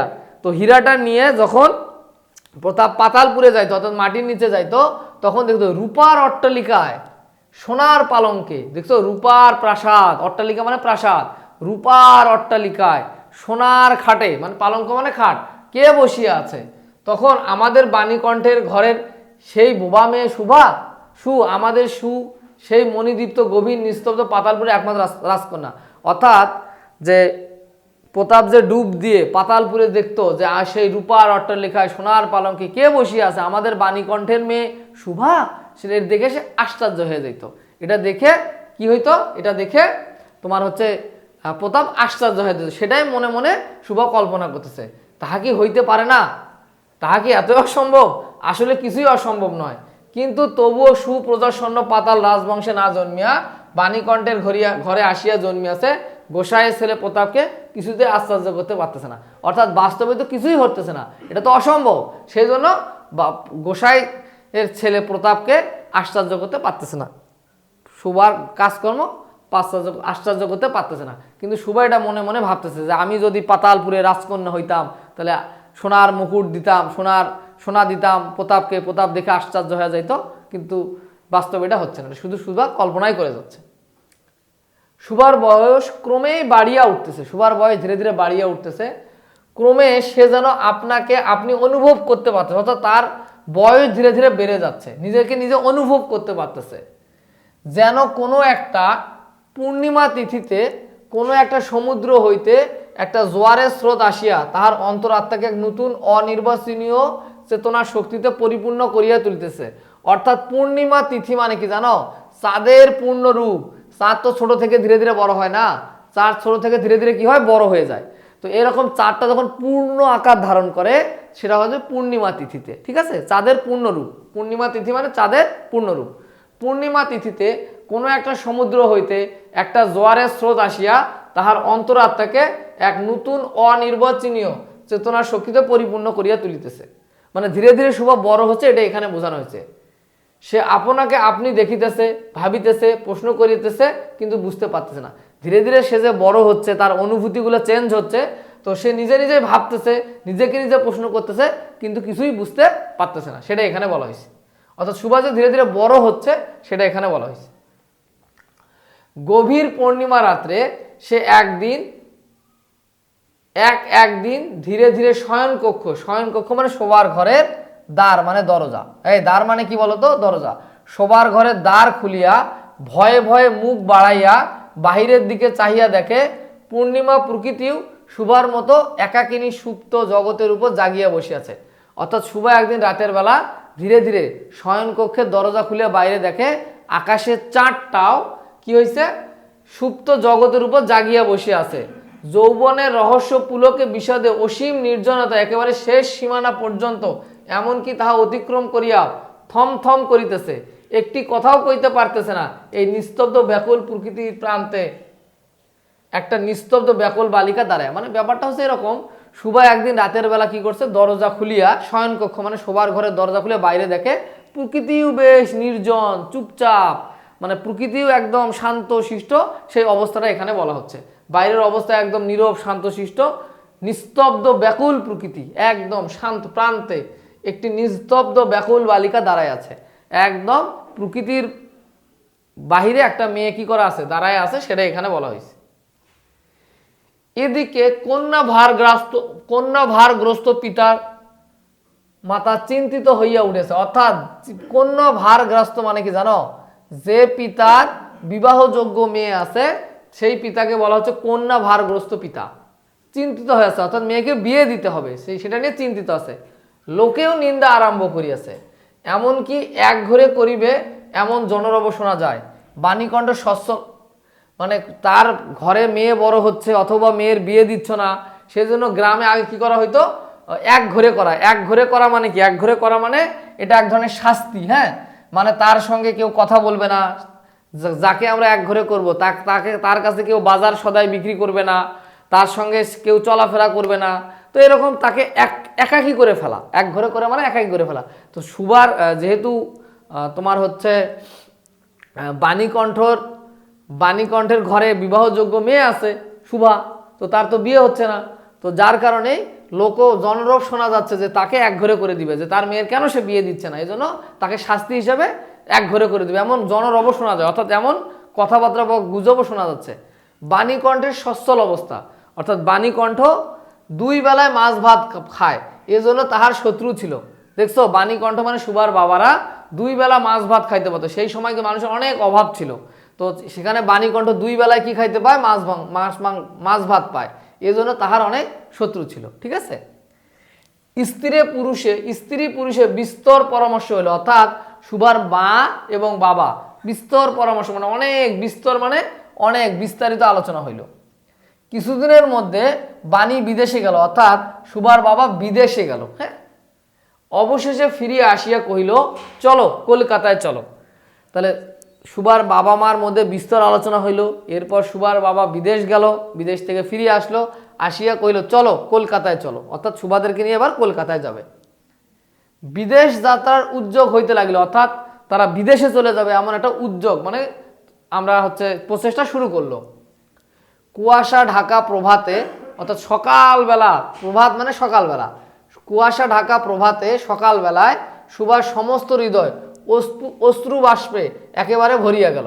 মানে তার হৃদয়টা, সমস্ত হৃদয়টা খুব কষ্ট যাচ্ছে, কুয়াশার মতো করে কষ্ট পাচ্ছে, সে একেবারে ভরিয়া গেল।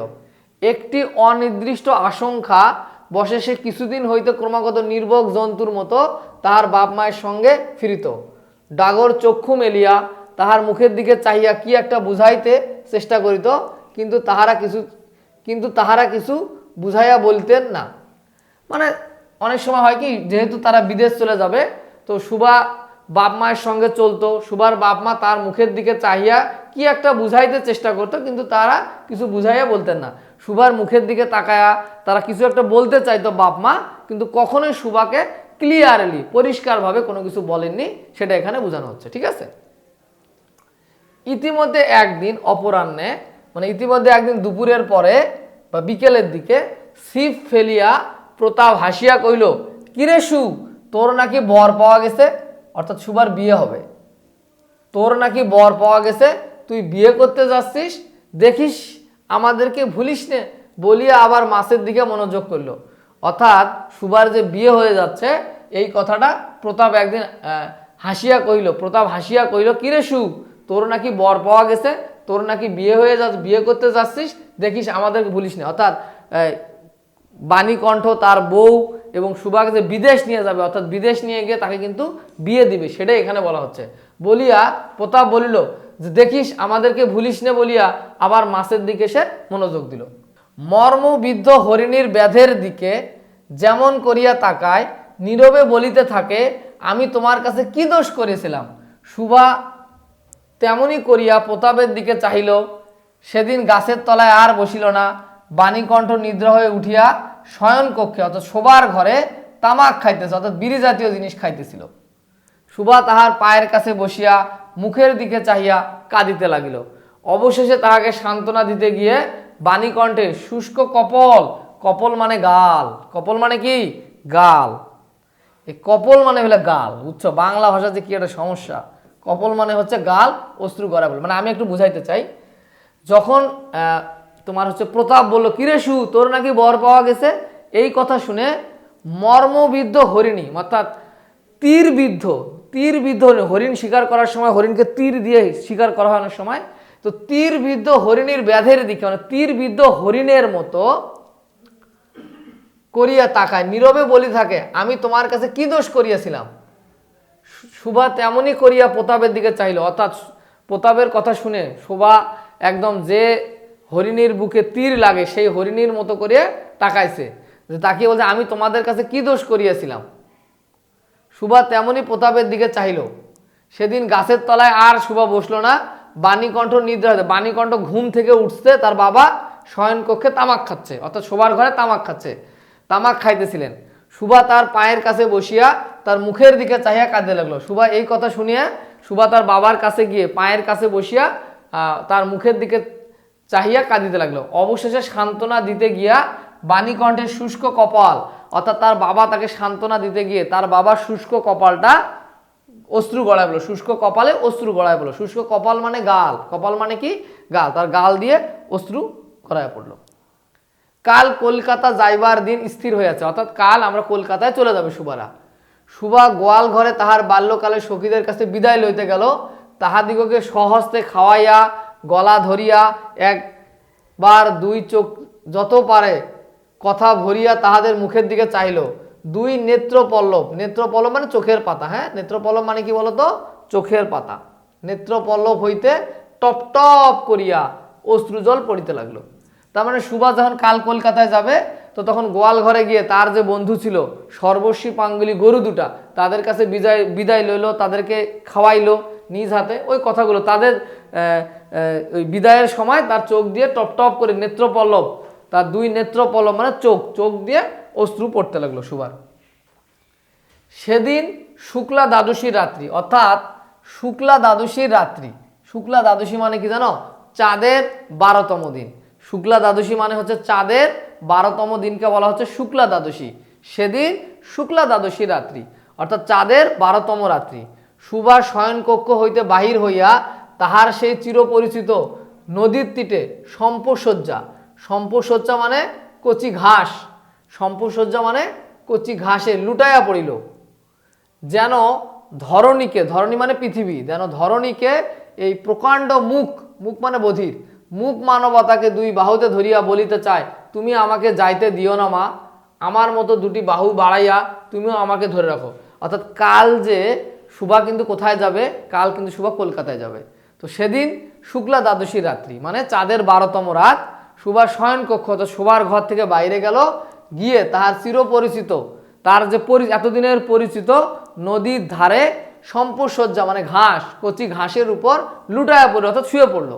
এবং পৃথিবী, ধরনী পৃথিবীকে বলিতে লাগলো যে মুখ মানবতা দুই বাহুতে বলিতে চায়, মানে সে প্রকাণ্ড মুখ মানবতাকে দুই বাহুতে ধরিয়া বলছে, অর্থাৎ এই প্রকৃতিকে ধরিয়া, ঘাসকে ধরিয়া সে বলিতে চাহে তুমি আমাকে যাইতে দিও না মা, আমার মতো দুটি বাহু বাড়াইয়া তুমিও আমাকে ধরে রাখো। সুভা যেমন দুই হাত দিয়ে ঘাসগুলোকে ধরে আসে, তেমন সুভা প্রকৃতিকে বলতে যাচ্ছে যে তুমিও আমাকে ধরে রাখো মা, তুমি আমাকে যাইতে দিও না। অর্থাৎ সে প্রকৃতির কাছে তার মনের কষ্টগুলোকে সে ব্যক্ত করতেছে, কারণ সে কলিকাতায় যেতে চায় না।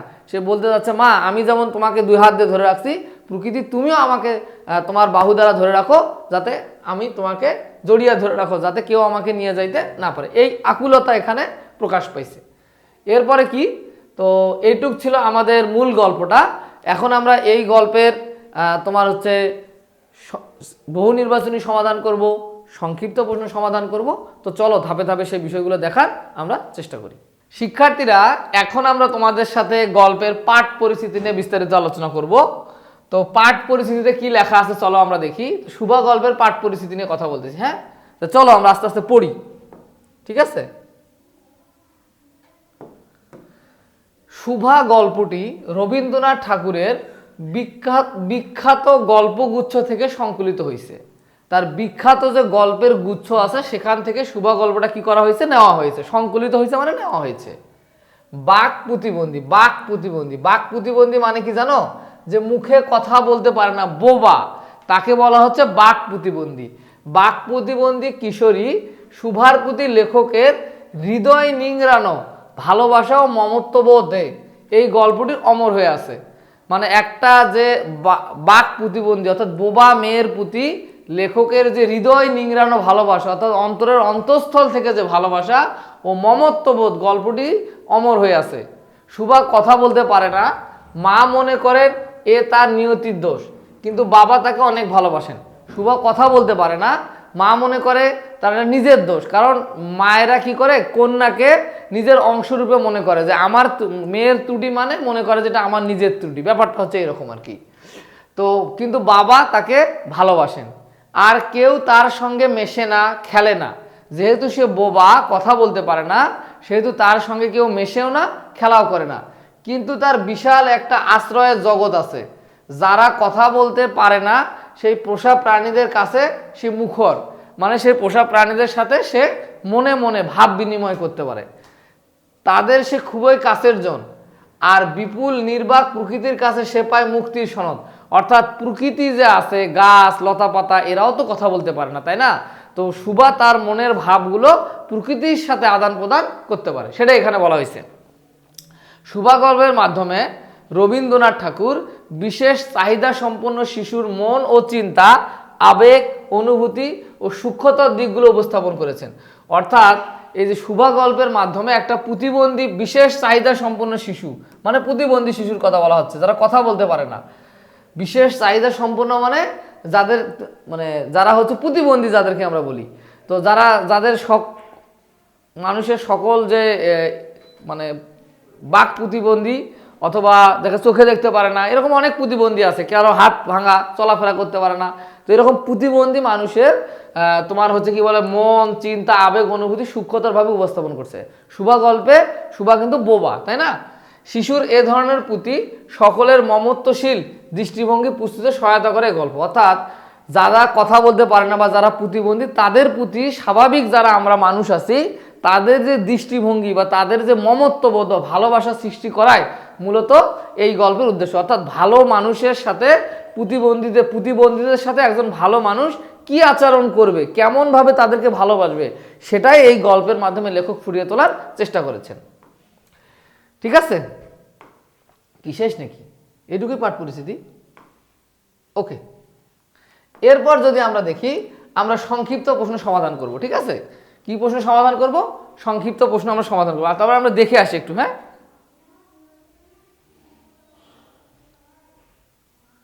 পাঠ পরিস্থিতি কি আর আছে নাকি? বাদ পড়ে গেছে।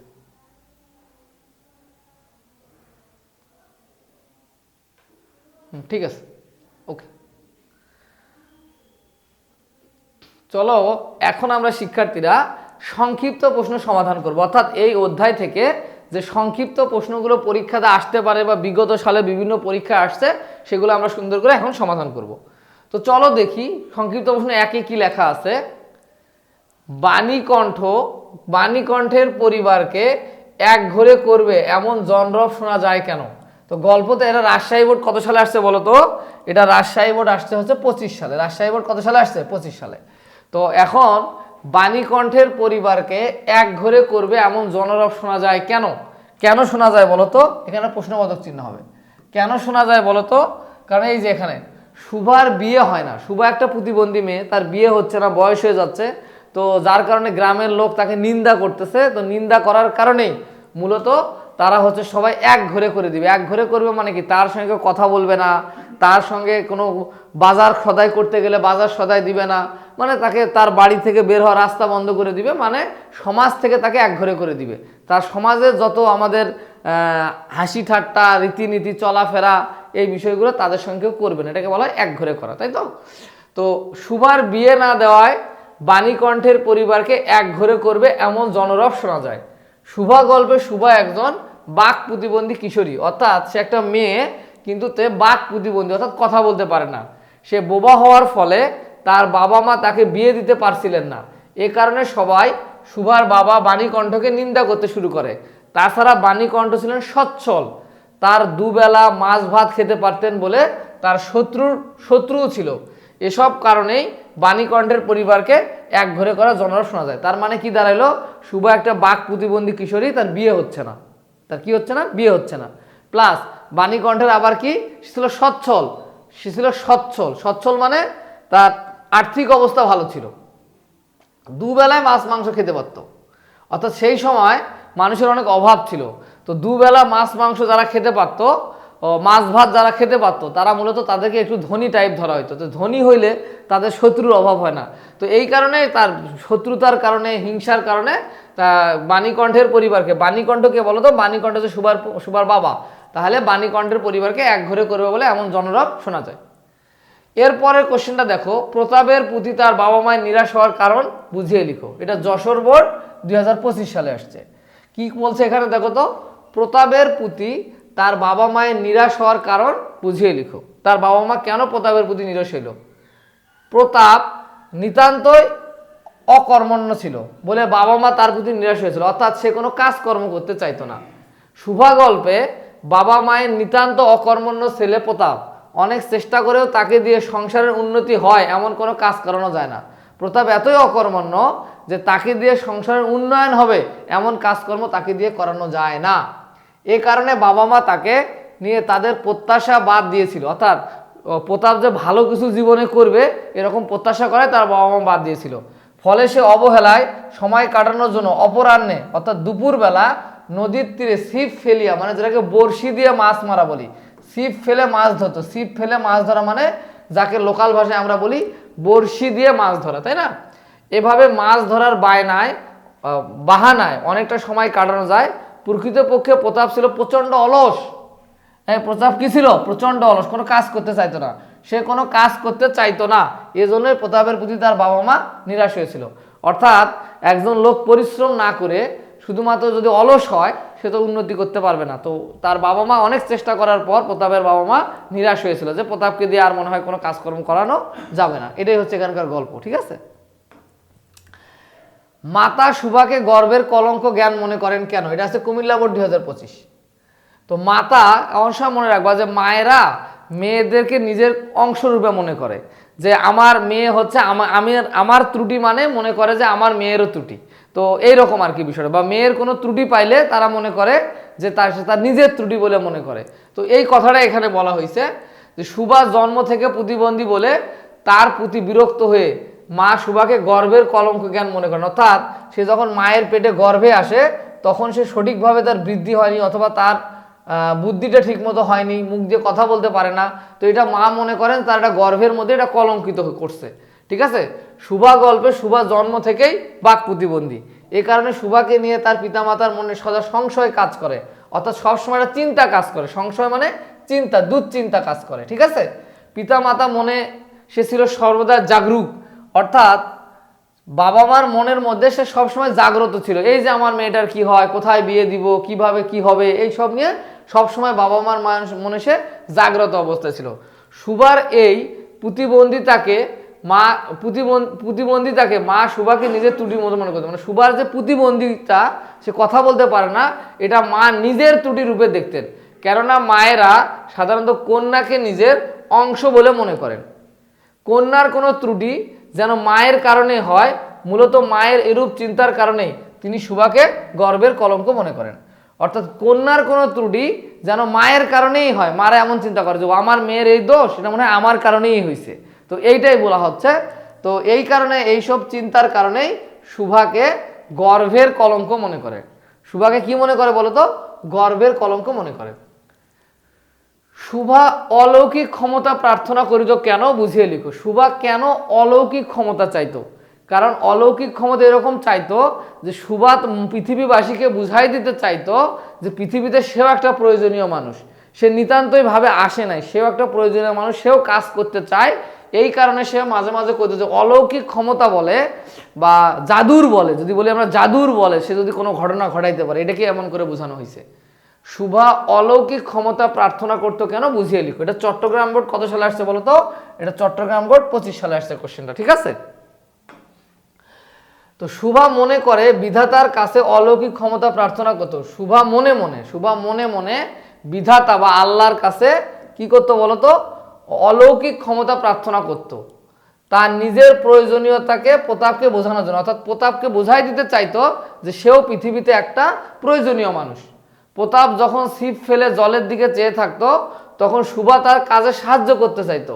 সে কাজের মাধ্যমে জানিয়ে দিতে চাইতো যে সে এই পৃথিবীতে সেও একজন প্রয়োজনীয় লোক। অর্থাৎ শুভা যে প্রয়োজনীয় লোক সেটা কাজের মাধ্যমে বুঝাই দিতে চাইতো। কিন্তু অথচ শুভা সেই সব কিছুই করতে পারতো না। আর এ কারণেই সে বিধাতার কাছে প্রার্থনা করত যাতে অলৌকিক ক্ষমতা বলে কোনো একটি কাজ করে সে প্রতাপের দৃষ্টি আকর্ষণ করতে পারে। তো এই কারণে যে সে তো স্বাভাবিকভাবে কোনো কাজ করতে পারতো না, তো সে বুঝাইতে চায় যে আমি যদি একটু অলৌকিক ক্ষমতা পাইতাম অথবা জাদুর ছলে তো বিশেষ ক্ষমতা বলে আমি যদি কোনো একটা প্রতাপের কোনো উপকারে একটা কাজ করতে পারতাম তাহলে প্রতাপ আমাকে তার দাম দিত, বা প্রতাপ তখন আমাকে প্রয়োজনীয় কিছু কিছু মনে করতো, প্রয়োজনীয় একজন মানুষ মনে করতো। তো এই প্রয়োজনীয় মানুষ বা ভ্যালুযুক্ত মানুষ তৈরি হওয়ার জন্যই মূলত সে কি চাইতো? অলৌকিক ক্ষমতা প্রার্থনা করত। আচ্ছা, সে ভাষা বিশিষ্ট জীব কার সম্পর্কে কোন প্রসঙ্গে কথা বলা হয়েছে এটা একটু মাথায় রাখবা। এটা আসছে সিলেট বোর্ড কত সালে আসছে? 25 সালে আসছে।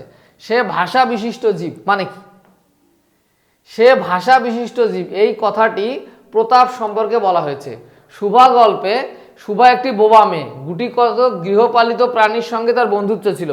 গোয়ালের দুটি গাভী তার ঘনিষ্ঠ বন্ধু, মনে মনে তাদের নাম সে সর্বশী ও পাঙ্গুলি দিয়েছে। সর্বশীও কি দিয়েছে? পাঙ্গুলি। এগুলো ছাড়াও ছাগল, বিড়াল, শাবকও তার বন্ধু ছিল। তবে এগুলো সবাই তার মতো নির্বাক। উন্নত প্রাণীদের মধ্যে তার এক জীবন সঙ্গী হলো গোসাইয়ের ছোট ছেলে প্রতাপ। সে কথা বলতে পারে। এই প্রতাপকে ভাষা বিশিষ্ট জীব বলা হচ্ছে। অর্থাৎ শুভা তো কথা বলতে পারতো না, শুভা হচ্ছে বাক প্রতিবন্ধী, অর্থাৎ সে মুখে কথা বলতে পারে না। তো শুভার অনেকগুলো বন্ধু ছিল, যেমন গোয়ালের দুটো গরু ছিল, গাভী ছিল যাদের নাম ছিল সর্বস্বী এবং পাঙ্গুলি তার বন্ধু ছিল, বিড়াল শাবক ছিল, ছাগল ছিল, এগুলো তার বন্ধু ছিল। বাট এগুলো কিন্তু কথা বলতে পারে না। শুভাও যেমন কথা বলতে পারে না, এই প্রাণীগুলো তেমন কি করতে পারতো না? কথা বলতে পারতো না। বাট তার একজন লোকের সাথে তার ভাব ছিল বা তার বন্ধুত্ব ছিল, সেটা হচ্ছে গোসাইয়ের ছোট ছেলে প্রতাপ। সে ছিপ ফেলিয়া নদীতে কি ধরতো? মাছ ধরতো। তো এই যেহেতু তার ভাষা ছিল প্রতাপের, সেই জন্য প্রতাপকে কি বলা হচ্ছে? সে ভাষা বিশিষ্ট জীব, অর্থাৎ প্রতাপকে ভাষা বিশিষ্ট জীব বলা হচ্ছে। তো এইটাই হচ্ছে এখানকার মূল কথা। এটা সিলেট বোর্ড কততে আসছে বলো তো? সিলেট বোর্ড 2025 সালে এই কোশ্চেনটা আসছে। তো এরকম কিছু কিছু সংক্ষিপ্ত কোশ্চেন তোমরা একটু পড়বা, ঠিক আছে? তো এগুলো পড়ে নিবা তোমরা। এখন আমরা কিছু তোমাদেরকে বহু নির্বাচনী প্রশ্ন সমাধান করব। কি সমাধান করব বলো তো? বহু নির্বাচনী বা এমসিকিউ সমাধান করে দিব। তো যদি আমরা প্রথমে দেখি শুভা গল্পে কোন প্রকৃতির শুভা কোন ধরনের প্রতিবন্ধী? শুভা অবশ্যই বুদ্ধি, শ্রবণ, দৃষ্টি, বাক মানে কথা বলতে পারে না। বাক প্রতিবন্ধী মানে কি বলতো? কথা বলতে পারে না। শুভা হচ্ছে বাক প্রতিবন্ধী একটা মেয়ে। এরপর ছোট মেয়েটির নাম সুবেশিনী কে রাখে? সুভাষিনী রাখে হচ্ছে শুভার বাবা বাণীকণ্ঠ। শুভার বাবার নাম কি? বাণীকণ্ঠ। এই যে বাণীকণ্ঠ হবে অ্যান্সার। তোমরা মনে হয় আমার যদি ক্লাসটা প্রথম থেকে দেখো তাহলে আশা করি তোমাদের এমসিকিউগুলো কোনো সমস্যা হবে না। দেখো এই এমসিকিউগুলো কিন্তু বিগত বছরে বিভিন্ন সালে আসছে। এটা ঢাকা বোর্ড 22 সালে আসছে, এটা কত সালে আসছে বলো তো? বরিশাল বোর্ড 24 সালে আসছে। সো আমি তোমাদেরকে এমন করে প্রিপেয়ার করতেছি যে বিগত সালে এসএসসি পরীক্ষাতে আসা কোশ্চেনগুলো কিন্তু আমি তোমাদেরকে গল্পের ছলে সংক্ষিপ্ত, তারপর অতি সংক্ষিপ্ত যা আছে, যত কোশ্চেনগুলো আছে সবগুলো আমি সমাধান করে দেওয়ার চেষ্টা করতেছি। তো এরপরে দেখো শুভা সাধারণের দৃষ্টিপথ হতে নিজেকে গোপন করে রাখতে সচেষ্ট ছিল কেন? কারণ সকলে সে পিতামাতার নীরব হৃদয় ভার ভেবে তাদেরকে একঘরে করতে চাইতে বলে সে মায়ের গর্ভের কলঙ্কে এই কথা মনে করে না, ব্যাপারটা তা না। এইটা হবে অ্যান্সার। বিধাতার অভিশাপ রূপে মনে করে। কারণ এগুলো তো সে তার পিতা মাতারা ভাবতেছে, এগুলো কে ভাবতেছে? এটা সাধারণ জনগণ ভাবতেছে, এটা তার মা ভাবতেছে, এটা তার পিতা ভাবতেছে। কিন্তু শুভা কি ভাবতেছে বলো তো? শুভা কেন অন্যের কাছ থেকে নিজেকে আড়াল করে রাখতে চাইতো জানো? সে বুঝাইতে চাইতো যে আমি একজন বাক প্রতিবন্ধী, অর্থাৎ আমি কথা বলতে পারি না, তো আল্লাহ আমাকে হয়তো ত্রুটিযুক্ত হিসেবে তৈরি করছে। তো বিধাতার অভিশাপ স্বরূপ সে মনে করে, সে নিজেকে কি মনে করে? বিধাতার অভিশাপ স্বরূপ মনে করে। এটা হচ্ছে বিষয়। পিতামাতার মনে সে সর্বদাই জাগরুক ছিল। কে? শুভা। যেহেতু সে বাক প্রতিবন্ধী, তার বাবা মা মনে করতো যে আমার মেয়েটা, ছোট মেয়েটার কি হবে, তার কোথায় বিয়ে হবে, বা সে কীভাবে পরবর্তী জীবন লিড করবে। তো এই ভেবে সে সবসময় বাবা মার মনে জাগরুক মানে জাগ্রত অবস্থায় ছিল। কে? শুভা। শুভা শুভা অ্যান্সার হবে শুভা। ঠিক আছে। শুভাকে তার মা গর্বের কলঙ্ক মনে করেন, কেননা শুভা বাক প্রতিবন্ধী বলে। কি প্রতিবন্ধী? বাক প্রতিবন্ধী, মানে সে কথা বলতে পারে না। কে শুভার গা চাটিত? পাঙ্গুলি না সর্বস্বী? পাঙ্গুলি তার গা চাটিত। পাঙ্গুলি যে গাভীটা ছিল সেটা শুভার গা চাটিত। প্রতাপের প্রধান শখ কি ছিল? প্রতাপের প্রধান, সিলেট বোর্ড দেখো কত সালে আসছে, 22 সালে আসছে। প্রতাপের প্রধান শখ ছিল ছিপ ফেলিয়া মাছ ধরা। ছিপ ফেলে মাছ ধরা, এই যে এটা, ছিপ ফেলে মাছ ধরা ছিল প্রতাপের প্রধান কাজ। শুভা গল্পে উল্লেখিত গাভীর নিস্তব্ধ পাতালপুরি কেমন? গভীর, সরি গভীর নিস্তব্ধ, ওটা হবে গভীর, হ্যাঁ ঠিক আছে। গভীর নিস্তব্ধ পাতালপুরি কেমন? এটা হচ্ছে ঝিল্লিরব পূর্ণ, ঝিঝি পোকার শব্দ, তরুচ্ছন্না, গাছ দ্বারা, বিষাদ শান্ত, মানে অনেক দুঃখে কষ্টের না, মণিদীপ্ত। কারণ সুভা চাইতো সে ডুব দিয়ে সাপের মণি নিয়ে আসবে, তার মানে সুভার হিসাবে গভীর পাতালপুরি অর্থাৎ মাটির নিচে মণিদীপ্ত, মানে অনেক হীরা সোনা দানা পাওয়া যায় এমন একটা বিষয়। কিরে সু, তোর নাকি বর পাওয়া গেছে, তুই বিয়ে করতে যাচ্ছিস। উক্তিটিতে কি প্রকাশ পেয়েছে? এটা হচ্ছে যশোর বোর্ড কত সালে? 22 সালে। আদর প্রকাশ পাইছে, আদর আদর। কিরে সু, প্রতাপ বলতেছিল এই কথা, কিরে সু তোর নাকি বর পাওয়া গেছে, তুই বিয়ে করতে যাচ্ছিস। এই কথা দ্বারা কি, উক্তিটি দ্বারা কি প্রকাশ পেয়েছে? আদর প্রকাশ পাইছে, আদর। সুভা কার পায়ের কাছে বসে মুখের দিকে চেয়ে কাঁদতে লাগলো? অবশ্যই তার বাবার। সুভা কিন্তু তার বাবার পায়ের কাছে বসে কাঁদতে লাগতেছিল, আমরা গল্প পড়ে এটাই আমরা জানি। তো আমার মতো দুটি বাহু বাড়ায়া তুমিও আমাকে ধরে রাখো, মানে আমরা যদি সুভা গল্পটা ভালো করে পড়ি তাহলে দেখতে পাবো সুভা প্রকৃতির কাছে গিয়ে বলতেছিল, মা তুমি আমাকে তোমার বাহু ডোরের মধ্যে ধরিয়া রাখো। তো এটা প্রকৃতিকে বলছে। সুভা কাকে বলছে বলো তো? সুভা এই কথা কিন্তু প্রকৃতিকে বলছে। তুমি আমাকে যাইতে দিও না মা, এই কথাটা দ্বারা কি প্রকাশ করেছে? আকুলতা, যে আমি যাব না মা। অস্থিরতাও না, প্রার্থনাও না, চঞ্চলতাও না, প্রকাশ আকুলতা, যে আমি যাইতে চাই না মা, এটা বোঝানো হয়েছে এখানে। আকুলতা, এটাকে বলে আকুলতা। এটা আসছে কুমিল্লা বোর্ড কত সালে বলো তো? কুমিল্লা বোর্ড এটা 24 সালে আসছে কোশ্চেনটা। ঠিক আছে। কপল, কপল মানে গাল। কপল মানে কি? গাল, গাল, গাল। কপাল মানে কপাল না, কপল মানে হচ্ছে গাল, গাল। কপল মানে হচ্ছে গাল, এটা মাথায় রাখবা। এখন আমরা সৃজনশীল সমাধান করবো একটা, দেখি তোমাদের বইয়ে আছে সৃজনশীল, এটা আমরা এখন সমাধান করব। ঠিক আছে, দেখি আমরা, চলো। দুই পুত্র সন্তানের পর কন্যা সন্তান পলাশবাবুর পরিবারের আনন্দের বন্যা নিয়ে এলো। তাহলে দুইটা পুত্র সন্তান হওয়ার পর পলাশ নামে একজন লোক, ভদ্রলোক পলাশবাবু, তার পরিবারে আনন্দের বন্যা নিয়ে এলো। কন্যা সন্তান তার পরিবারে আনন্দের বন্যা নিয়ে এলো। তাহলে দুইটা ছেলে, পরবর্তীতে তার যখন মেয়ে হয়েছে তখন তার আনন্দের বন্যা বয়ে গেছে। নাম রাখা হলো কল্যাণী। নাম কি রাখা হইলো? কল্যাণী। সকলের চোখের মণি কল্যাণী বেড়ে ওঠার সঙ্গে সঙ্গে পলাশবাবু বুঝতে পারলেন বয়সের তুলনায় কল্যাণীর মানসিক বিকাশ ঘটেনি। অর্থাৎ বয়স যাওয়ার সঙ্গে সঙ্গে পলাশবাবু বুঝতে পারলেন যে তার মেয়ের বুদ্ধি সেভাবে বাড়তেছে না। কল্যাণীর মানসিক বিকাশ ঘটেনি, অর্থাৎ তার বুদ্ধি সেভাবে ঘটেনি, বিকাশ ঘটেনি। কিছু বললে ফ্যালফ্যাল করে চেয়ে থাকে, অর্থাৎ সে ফ্যালফ্যাল করে চেয়ে থাকে। কল্যাণীর বিয়ের কথাবার্তা চলছে। পলাশবাবু কল্যাণীর অবস্থা বর পক্ষকে খুলে বললেন, অর্থাৎ কল্যাণীর বয়স হয়ে গেছে, কল্যাণীর এখন বিয়ের কথা চলতেছে, তো সে তো প্রতিবন্ধী, তাই না? তো বর পক্ষকে খুলে বললেন। সব শুনে বরের বাবা সুবোধ বাবু, বরের বাবার নাম কি?